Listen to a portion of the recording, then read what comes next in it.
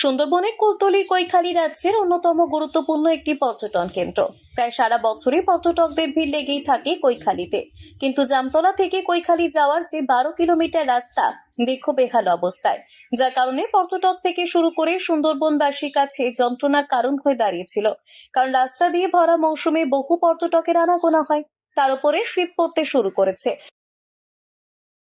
দেখুন, আমাদের কুলতলির বিশেষ করে সুন্দরবনের প্রবেশদ্বার হচ্ছে কৈখালী, এবং কৈখালীকে আমরা আমাদের দলনেত্রী এবং পশ্চিমবঙ্গ সরকারের মাননীয় মুখ্যমন্ত্রী মমতা বন্দ্যোপাধ্যায়ের ঐকান্তিক প্রচেষ্টা এবং তারই সহযোগিতায় আমাদের এইখানে কৈখালী যারা পর্যটক আছে, যারা মৎস্যজীবী আছে, তারা যাতে নদীতে ভালোভাবে নামতে পারে এবং উঠতে পারে, তার জন্য বিশেষ করে যারা দূর দূরান্ত থেকে সুন্দরবনের দেখার জন্য আসে এবং এই এলাকার মৎস্যজীবী যারা আছে, সবাই এই জেটি ঘাট হওয়ায় বহু উপকৃত হবে।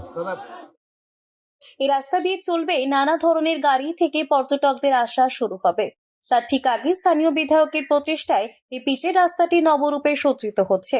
কুলতলি কৈখালী যেমন আকর্ষণীয় পর্যটকদের কাছে, তেমনি মানুষের মন কাটছে দিনের পর দিন।